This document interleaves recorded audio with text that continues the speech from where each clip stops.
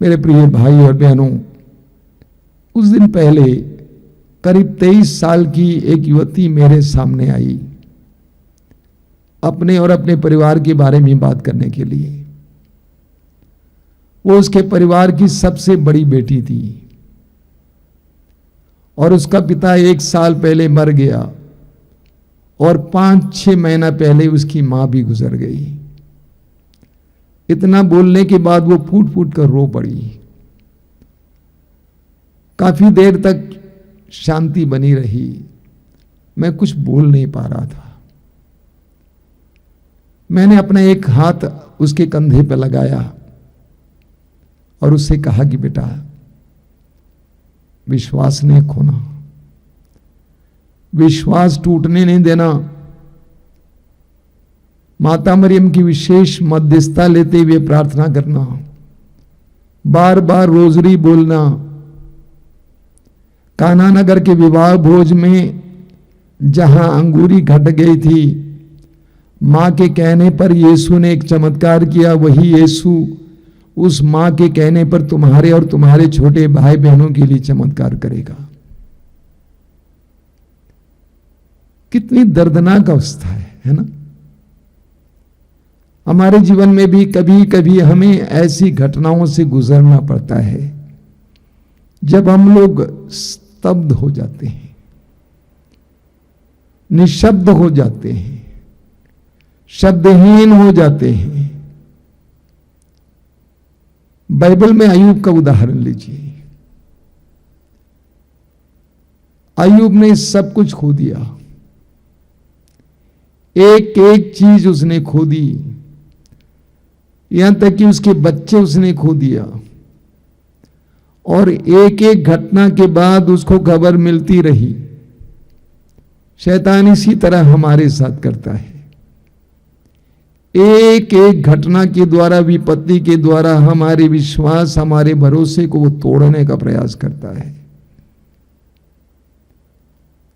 इन सारी घटनाओं के बारे में सुनने के बाद अय्यूब भी निशब्द रहा, चुप रहा। काफी देर के बाद उसका मुंह खुला तो उसके मुंह से क्या निकला? मैं नंगा ही अपनी मां के गर्भ से आया था और नंगा ही अब इस धरती के गर्भ में जाऊंगा। ईश्वर ने दिया था, ईश्वर ने वापस लिया। धन्य है ईश्वर का नाम। ऐसी परिस्थितियां हमारे लिए हमारे विश्वास के परख का समय है। पेतरुस हमें बताते हैं, पहला पेतरुस अध्याय 1 वाक्य 6 और 7 में पेतरुस कहते हैं कि यह आप लोगों के लिए बड़े आनंद का विषय है। हालांकि अभी थोड़े समय के लिए आपको अनेक प्रकार के कष्ट सहने पड़ते हैं। यह इसलिए होता है कि आपका विश्वास परीक्षा में खरा निकले। सोना भी तो आग में तपाया जाता है और आपका विश्वास नश्वर सोने से कहीं अधिक मूल्यवान है। हमारे जीवन में भी ऐसी घटनाएं घटित हो जाती हैं जिसके द्वारा हमारे विश्वास पर वार होता है। कुछ दिन पहले एक बेटी और बेटे ने अपनी मां को मेरे पास ले आया, काफी दूर से। 2-3 वर्ष पहले कोरोना के समय उस नारी का पति मर गया था। उसके बाद बच्चों ने कहा कि मां चर्च नहीं जाती है, प्रार्थना नहीं करती है, चुप रहती है। ऐसी घटनाओं में हमें टूटना नहीं चाहिए, हमारे विश्वास की टूटने देना नहीं चाहिए। यह हमारे विश्वास की परख का समय है। ऐसी विपत्तियां और पीड़ाएं हमारे लिए ईश्वर से और नजदीकी से गहरा रिश्ता जोड़ने का समय है। प्रवक्ता ग्रंथ की अध्याय 2 उसके वाक्य 3 में वचन कहता है, विपत्ति के समय प्रभु से लिपटे रहो। ऐसी पीड़ाएं जब आ जाती हैं, वो समय हमारे लिए ईश्वर से लिपटने का समय है, और ज्यादा लिपटने का समय है। हम पढ़ते हैं प्रेरित चरित्र के अध्याय 12 में, प्रेरितों का अगुआ पेतरुस राजा हेरोद के द्वारा बंदी बना लिया गया और बंदी गृह के अंदर उसको रखा गया। राजा का इरादा था कि पेतरुस को मारा जाए, और ऐसी परिस्थिति में वचन 5 में हम पढ़ते हैं, विश्वासी लोग रात को जाग जाग कर प्रार्थना के द्वारा ईश्वर से लिपटे रहे। प्रार्थना के द्वारा ईश्वर से लिपटे रहे। दानियल के ग्रंथ के अध्याय 13 में हम पढ़ते हैं, वो निर्दोष नारी सुजन्ना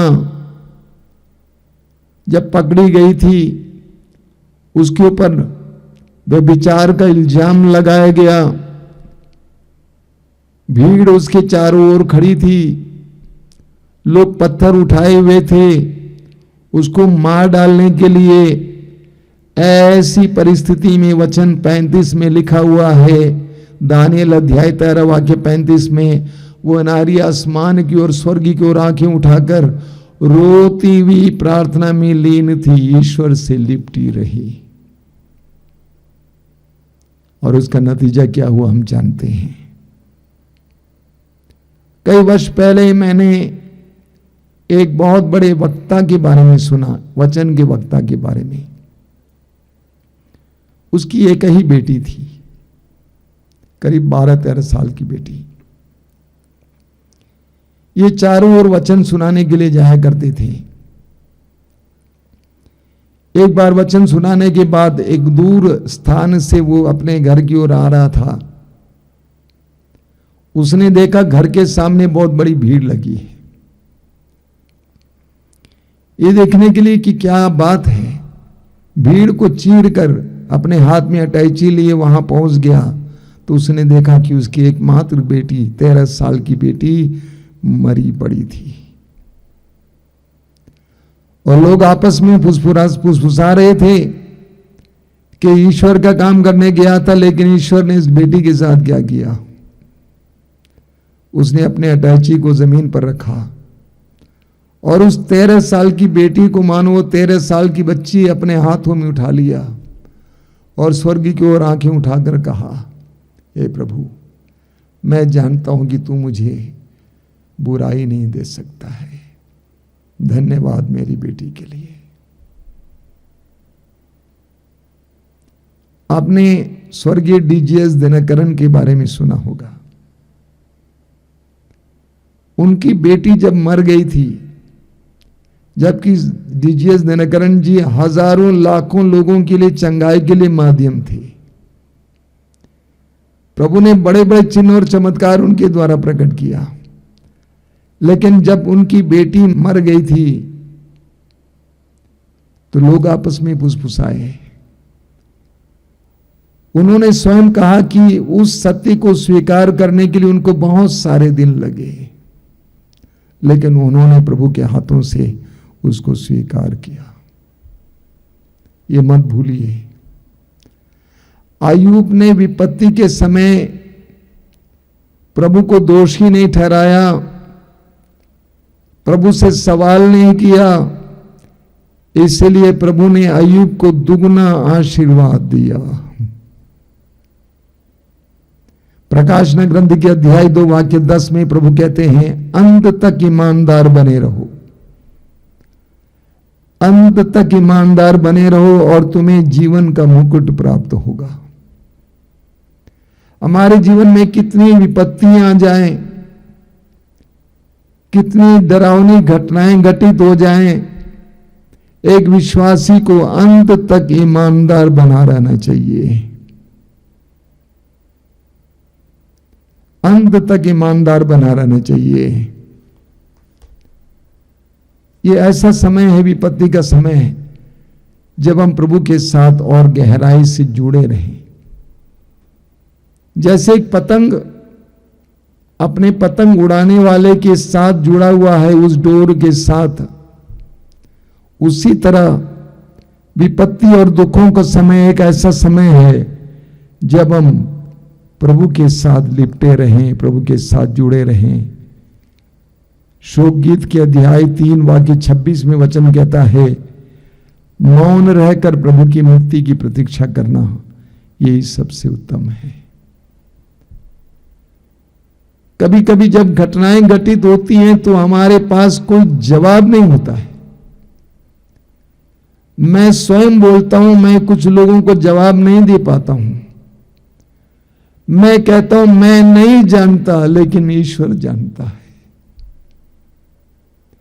मां मरियम के सामने उसका एकमात्र बेटा तड़प तड़प कर मर रहा था। उसको नहीं मालूम था कि क्या हो रहा था, लेकिन उसको एक बात मालूम था कि ईश्वर को मालूम है।